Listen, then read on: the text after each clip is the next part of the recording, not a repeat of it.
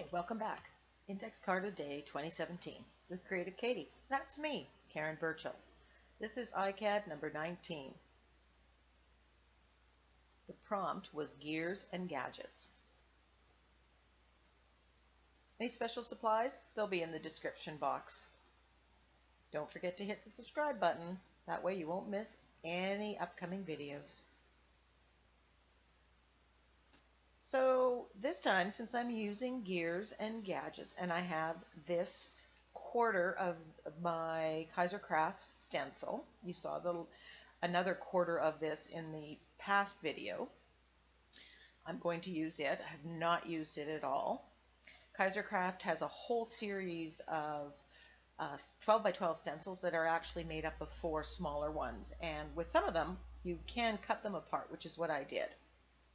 So because I'm going to go for the whole vintage kind of grungy kind of thing, I decided that I'm going to add some texture to my ICAD, and that's why I'm not putting a coat of gesso on, because I'm going to be layering some of this pattern paper with Mod Podge right on top. So I don't need to put the gesso on.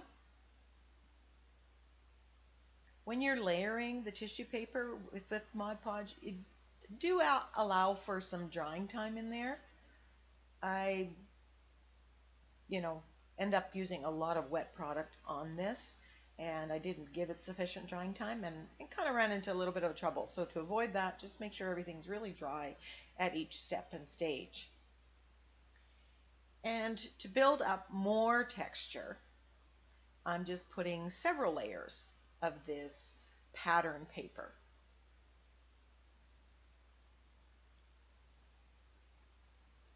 On here, but you can use regular tissue paper if you like that.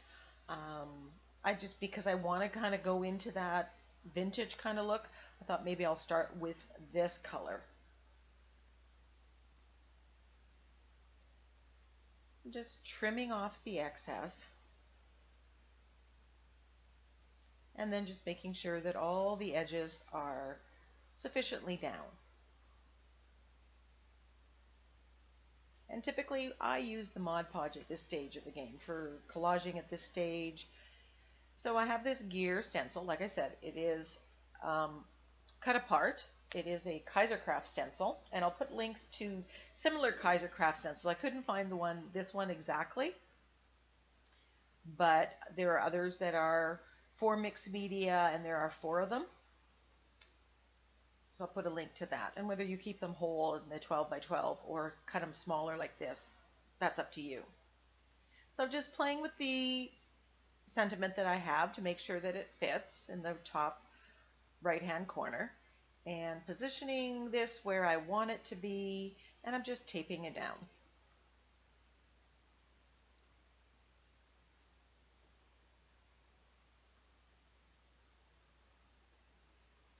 Getting out my flexible modeling paste and going to apply it through this gears stencil. The quote I picked says, "Unlock your dreams." And I thought that was good with the gears, and it kind of lent to that whole thing.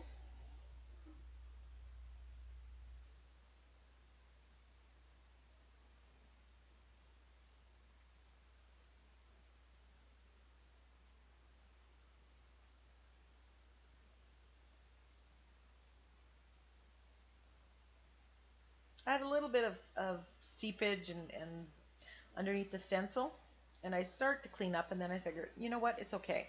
I can live with this. So I'm cleaning the stencil. You always have to do that. And I decide I want to go for some kind of patina look. So I grab my coppers and my aquas and teal and blue in various mediums. I've got craft paint, I have Liquitex inks, acrylic inks, and then I have my Starburst sprays. And basically I'm just throwing everything at this one by one, and until I get the desired look. This isn't something I do often enough, so I just kind of wanted to really build up this texture and build up that old style patina look.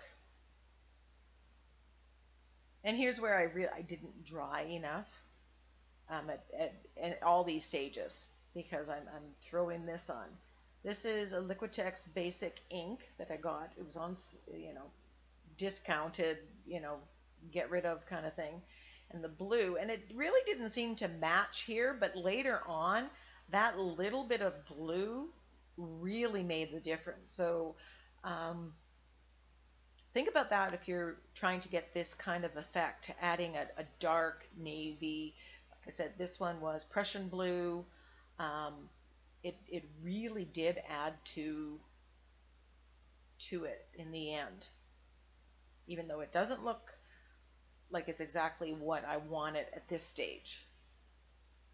It kind of got into some of those nooks and crannies of the tissue paper, as well as in the gears. Especially there, like I dabbed it in there, and that was a really good thing to do, because it just gave it such depth.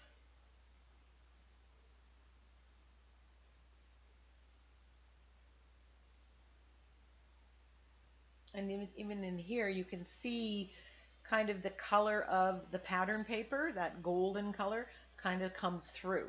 And I didn't have to do anything to achieve that.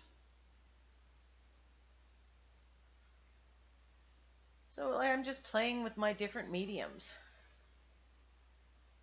This is Lindy Starburst in the Steampunk Sepia.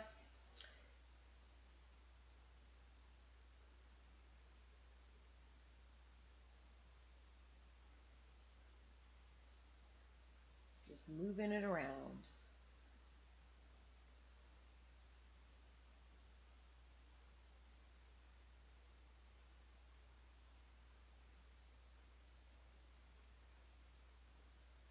This is a teal, time travel teal, I think it is. But it has that little bit of shimmer. So each of these are a little bit different.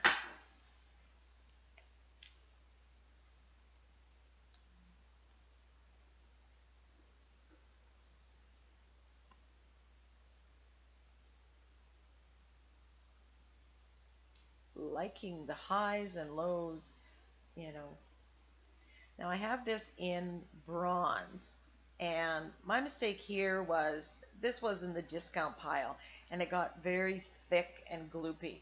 I think what I should have done here is wet it down and then put it on, but it was really, it's hardly moving. So at this point it's like, oh no, I wrecked it. But I got it, moved it out, took off a lot of it, and dried it, and then I just kept going and just kept layering.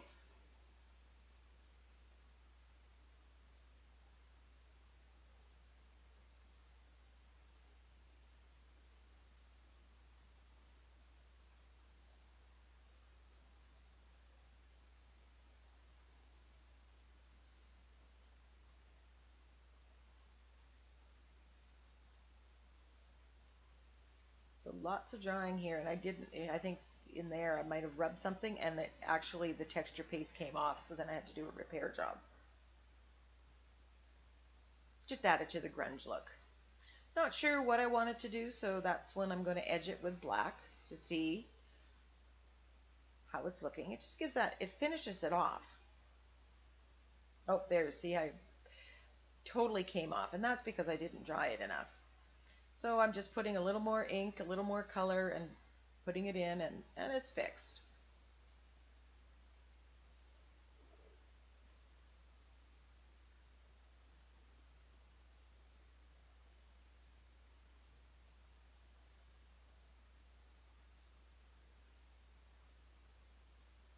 Adding a little bit of black just to the highest points, just to grunge it up.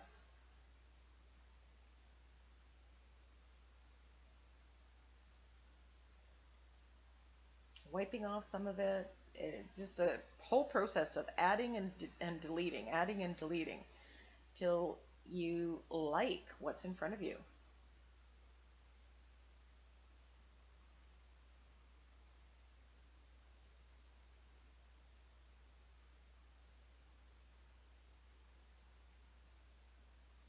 I pulled a little bit more off because it's obviously, it's just too wet.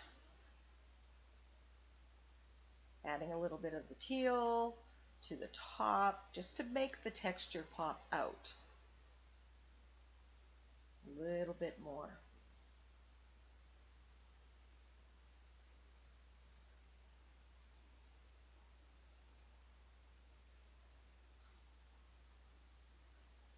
Now this sentiment, there is a font that looks like this and that I downloaded from defont.com.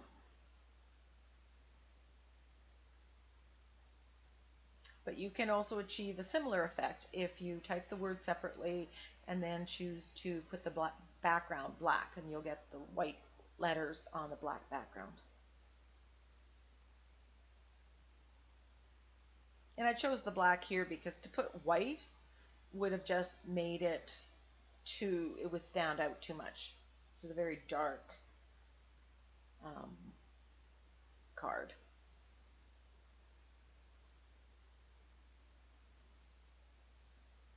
I edged them with black just to kind of grunge up the sentiment, the words a little bit. I didn't want it too pristine white. It would look out of place.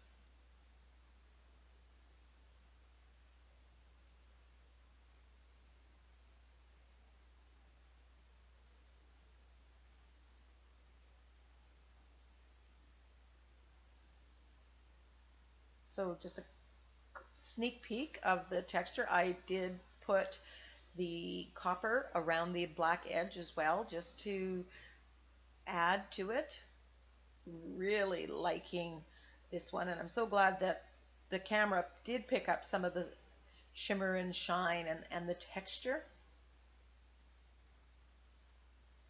Whether you have a gear stencil or you're using any other kind of stencil, try creating this patina look following what I've done. Use whatever mediums you have and play and see what you can create. You can still see the pattern paper from the back. Love, love, love this texture.